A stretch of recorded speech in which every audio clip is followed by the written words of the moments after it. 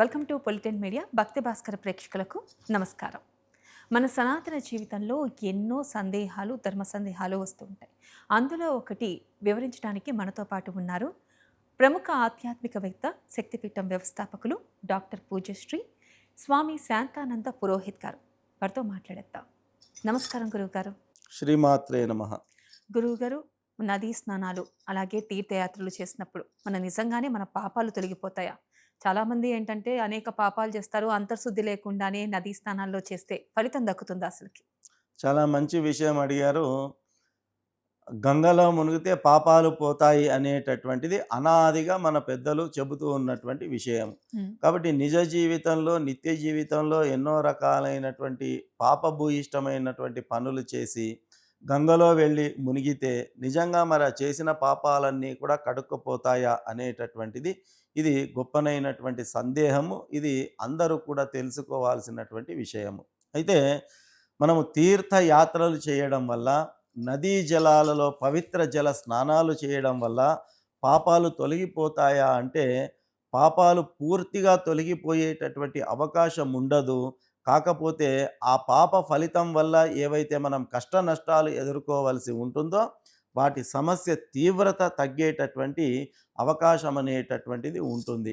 మొదటిది మన శాస్త్రంలో తెలియచెప్పారు, అంతఃకరణ శుద్ధి అనేది అత్యంత ముఖ్యమైనటువంటిది. మనం అందరము కూడా తీర్థయాత్రలకు వెళ్ళి పవిత్ర నదీ జలాలలో స్నానం చేస్తూ ఉంటాం మనము. ఆ స్నానం చేసి ఆ నీళ్లతో దేనిని కడుక్కుంటున్నాం మనము? మన శరీరాన్ని కడుక్కుంటున్నాం. అంటే ఏ శుద్ధి చేసుకుంటున్నాం అక్కడ అంటే శరీర శుద్ధిని చేసుకుంటున్నాము.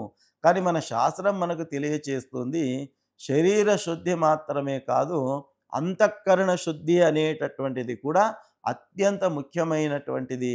అంతఃకరణ శుద్ధితో పాటు శరీర శుద్ధి కలిగి ఉండి చేస్తేనే ఆ పూజల యొక్క ఫలితం అనేది మనకు లభిస్తుంది అనేది మనకు శాస్త్రం మనకు తెలియచేస్తూ ఉన్నది. కాబట్టి మనము ఆ అంతఃకరణ శుద్ధి కూడా ముఖ్యమైనటువంటి విషయము అనేది గమనించాలి. అది ప్రాథమికమైనటువంటి విషయం అనేటటువంటిది మనమందరము కూడా గమనించాల్సినటువంటి విషయము.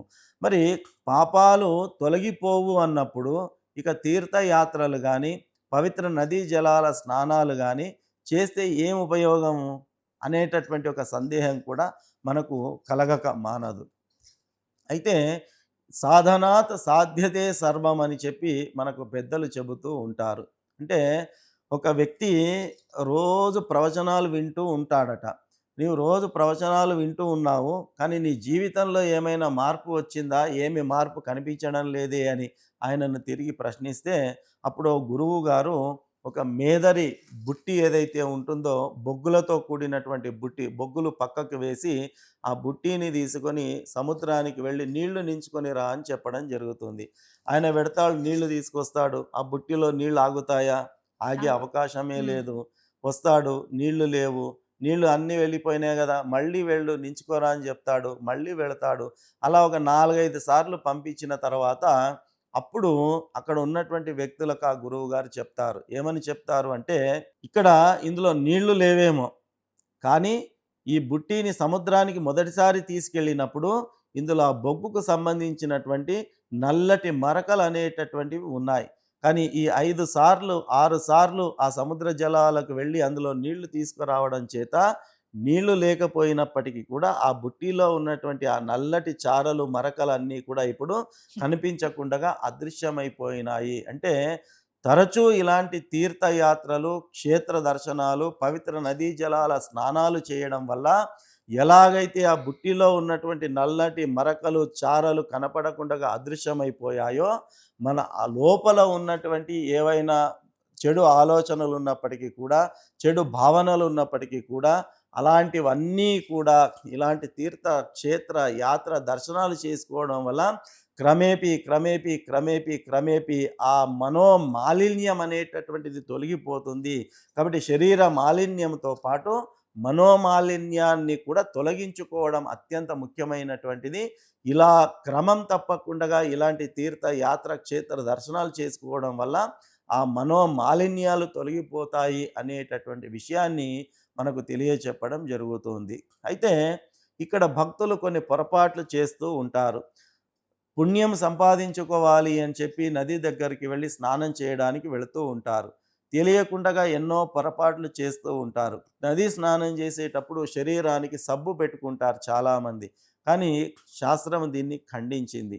ఎప్పుడూ కూడా పవిత్ర నదీ జలాల స్నానాలు చేసేటప్పుడు శరీరానికి సబ్బు పెట్టుకోవడం గానీ, తలకు షాంపూ పెట్టుకోవడం గానీ, లేదా మనం స్నానం చేసి వదిలినటువంటి మురికి బట్టలు నదిలో ఉతుక్కోవడం గానీ, లేదా బ్రష్ చేసి ఉమ్మడం గానీ, లేదా నదిలో మల మూత్ర విసర్జన చేయడం గానీ, ఇలాంటివి గనక చేసినట్టయితే మనము పుణ్యము మూటగట్టుకోవడం అటుంచితే పాపాన్ని మూటగట్టుకున్నటువంటి వాళ్ళమవుతాము. కాబట్టి ఇలాంటి పొరపాట్లు, తప్పిదాలు చేయకూడదు అనేటటువంటిది శాస్త్రం మనకు తెలియచెబుతుంది. ఇంకా రెండవ విషయానికి వస్తే తీర్థ క్షేత్ర దర్శనాలకు వెళ్ళినప్పుడు కూడా మనము కేవలం ఎంత పెద్ద క్షేత్రానికి వెళ్ళినప్పటికీ కూడా మనోవికారం గనక కలిగినట్టయితే ఆ క్షేత్ర దర్శనం చేసుకున్నటువంటి పుణ్యం మనకు లభించదు. కాబట్టి పొరపాట్లు అనేటటువంటివి చేయకూడదు అనేది శాస్త్రం మనకు చెబుతుంది. ఎందుకంటే అన్యక్షేత్రే కృతం పాపం పుణ్యక్షేత్రే వినశ్యతి, పుణ్యక్షేత్రే కృతం పాపం వజ్రరూపే దృఢస్థిత అని శాస్త్రం మనకు తెలియజేస్తుంది. ఎక్కడైనా చేసిన పొరపాట్లు, పాపాలు ఉంటే కడుక్కోవడానికి తీర్థయాత్రలకు, పుణ్యక్షేత్రాలకు మనం వెళుతూ ఉంటాం కదా! మరి ఆ పుణ్యక్షేత్రాలు, తీర్థయాత్రలకు వెళ్ళినప్పుడు అక్కడ పాపాలు చేస్తే మరి అవి ఎక్కడ కడుక్కోవాలి అంటే వాటిని కడుక్కునేటటువంటి అవకాశం ఉండదు. వజ్రం ఎట్లాగైతే గట్టిగా ఉంటుందో అట్లా మనం చేసిన పాపాలు స్థిరీకరింపబడిపోతాయి అని శాస్త్రం మనకు తెలియజెప్పింది. చాలామంది కొత్త జంటలు తీర్థయాత్రలకు వెళుతూ ఉంటారు. అంటే వెళ్ళేది మందిర క్షేత్రానికి. అక్కడ మంచి మంచి రూములు, సూటులు తీసుకోవడం గానీ, ఆ యొక్క ప్రాంతాల లోపల చేయకూడని పనులు చేయడం, ఆంతరికంగా భార్యాభర్తలు ఇలా చేయడం వల్ల అవి క్షేత్రంలో మనం చేసినటువంటి పొరపాటు కిందికి లెక్కింపబడతాయి. కాబట్టి అవి వజ్రంలా గట్టిగా ఉండిపోతాయి. పాపాన్ని మూటగట్టుకున్నటువంటి వాళ్ళమవుతాం. ఒక తీర్థ క్షేత్రానికి వెళ్ళినాము అంటే ఎలాంటి మనోవికారాలు లేకుండగా, ఎలాంటి మాలిన్యం లేకుండగా చిత్తశుద్ధితో మనం వెళ్ళాల్సి ఉంటుంది. కాబట్టి పవిత్ర స్థలాలకు వెళ్ళినప్పుడు పవిత్రమైన ఆలోచన ఉండాలి. భగవంతుని వైపు మన మనస్సు లగ్నం చేసుకోవాలి. కాబట్టి ఇంట్లో చేసిన వ్యవహారమే మనం క్షేత్రాలకు వెళ్ళినప్పుడు కూడా చేస్తాము అంటే అది పొరపాటు అవుతుంది. దాని ద్వారా మనము పాప ఫలితాన్ని మూటగట్టుకోవాల్సి వస్తుంది అని మనకు శాస్త్రాలు తెలియచేస్తున్నాయి. కాబట్టి ఈ రకంగా నదీ జల స్నానాలు చేసినప్పుడు కానీ, తీర్థ యాత్రలకు వెళ్ళినప్పుడు కానీ మన ద్వారా జరిగేటటువంటి చిన్న చిన్న పొరపాట్లను సరిచేసుకున్నట్టయితే మనము నిజంగా రెట్టింపైనటువంటి ఫలితాన్ని పొందే అవకాశం ఉంటుంది. ఇది భక్తాదులందరూ కూడా గమనించాలి. గురువుగారు చాలా చక్కగా వివరించారు. ధన్యవాదాలు. శ్రీమాత్రే నమః. చూశారు కదా! మీకు ఈ వీడియో నచ్చినట్లయితే లైక్ చేయండి. అలాగే మీ స్నేహితులకి, కుటుంబ సభ్యులకి షేర్ చేయండి. వెంటనే మా ఛానల్ని సబ్స్క్రైబ్ చేసుకోండి. సర్వేజన సుఖినో భవంతు.